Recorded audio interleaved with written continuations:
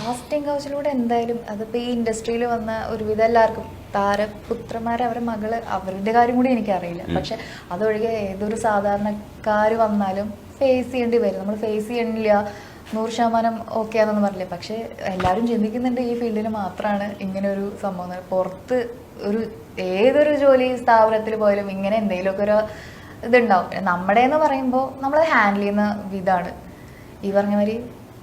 അവരങ്ങനെ എന്തെങ്കിലും ഒരു അപ്രോച്ച് ചെയ്യണമെന്നുണ്ടെങ്കിൽ നമ്മളാണ് തീരുമാനിക്കേണ്ടത് എന്ത് വേണോ വേണ്ടേ എന്നുള്ളത്. കാസ്റ്റിംഗ് കൗച്ച് പറഞ്ഞിട്ട് നമ്മളെ അറ്റ്ലാസ്റ്റ് ഞാൻ പറയണമെന്നുണ്ടെങ്കിൽ ഇതൊന്നുമല്ല, കഴിവുണ്ടെങ്കിലേ നിൽക്കാൻ പറ്റുള്ളൂ.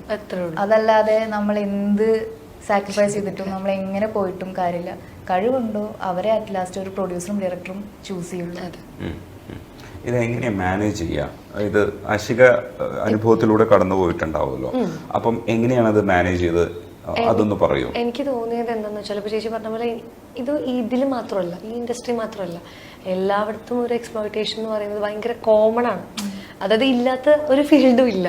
അപ്പോൾ ശരിക്കും ജെന്യുവനായിട്ട് നിൽക്കുന്ന ഒരു പ്രൊഡ്യൂസറോ ജെന്യുവനായിട്ട് സിനിമയെ സ്നേഹിക്കുന്ന ഒരു ഡയറക്ടറോ അല്ലെങ്കിൽ അങ്ങനെയുള്ളവരൊന്നും അല്ല ഇത് ഇൻഡസ്ട്രിയിലൊന്നും ഇല്ലാത്ത പുറത്തുള്ള ആരൊക്കെയോ, അതായത് അതല്ല സിനിമയോ അല്ലെങ്കിൽ കലയോ ഒന്നും അല്ല ലക്ഷ്യമുള്ള അങ്ങനത്തെ കുറച്ച് ആൾക്കാർ മാത്രമാണ്. അശിക അപ്രോച്ച് ചെയ്തത് ഏത് മേഖലയിൽ നിൽക്കുന്ന ഏത് തലത്തിൽ നിൽക്കുന്നവരാ അപ്രോച്ച് ചെയ്യുമ്പോൾ എന്തായിരുന്നു റെസ്പോൺസ്?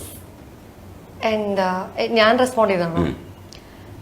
വന്നിട്ട് ഇങ്ങനെ സംസാരിക്കും. ഒബ്വിയസ്ലി ഇപ്പൊ ഇങ്ങനെയാണ്, ഇങ്ങനെ ഡിമാൻഡ്സ് ഉണ്ട്, ആ ഡിമാൻഡ്സ് ഉണ്ട്, ഈ ഡിമാൻഡ്സ് ഉണ്ട്. അപ്പോൾ ഞാൻ വിചാരിക്കും എന്തിന് അതിലെന്താ പോയിന്റ്? ഇപ്പോൾ എൻ്റെ കഴിവിൽ എനിക്ക് വിശ്വാസമുള്ളിടത്തോളം എനിക്ക് അതിൽ ഞാൻ സ്ട്രോങ് ആയിട്ട് ഞാൻ ബിലീവ് ചെയ്യുന്നുണ്ട്. പിന്നെ കഴിവ് കൊണ്ട് നേടിയെടുക്കേണ്ട ഒരു സംഭവത്തിന് നമ്മൾ വില കുറച്ച് കാണേണ്ട ഒരു ആവശ്യമില്ല.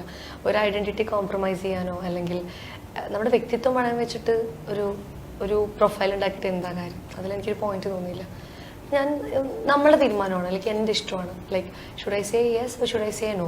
പിന്നെ ആരും നമ്മളെ പിടിച്ചോണ്ട് റേപ്പ് ചെയ്യാനോ അല്ലെങ്കിൽ അങ്ങനെ അപായപ്പെടുത്താനോ ഇല്ല. പണ്ട് അങ്ങനെയൊക്കെ കേട്ടിട്ടുണ്ട്. പക്ഷെ ഇപ്പൊ ഞാൻ പറയണത് ഒന്നുകൂടി സേഫ് ആണ്. നമുക്കൊരു ഒരു ഇന്റർവ്യൂല് പറഞ്ഞവര് നമ്മള് കഥ തുറന്നു കൊടുത്താൽ ഒരാളകത്തേക്ക് വരുള്ളൂ. പണ്ടത്തെ പോലെയല്ല, സേഫ് ആണ്. എല്ലായിടത്തും CCTV ഉണ്ട്. നമ്മള് വേണമെന്ന് വിചാരിച്ചാൽ എന്താണെങ്കിലും നടക്കുള്ളൂ. പക്ഷെ അതിനകത്ത് ആശിക ഇപ്പൊ ഇതിനകത്തൊരു സംഘർഷമുണ്ട്. നമ്മൾ കുറെ കാലം ഇതിന്റെ പുറകെ നടക്കുന്നതാണ്. ചെറിയ സാധ്യത കിട്ടും. അപ്പം ചിലപ്പോഴൊക്കെ നമ്മൾ അവസാന ഘട്ടത്തിൽ പ്രതികരിക്കാമെന്ന് കരുതും. ഇതിങ്ങനെ നീണ്ടു പോകും.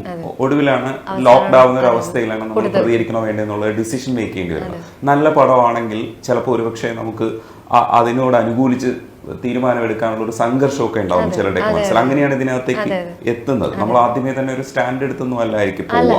അപ്പം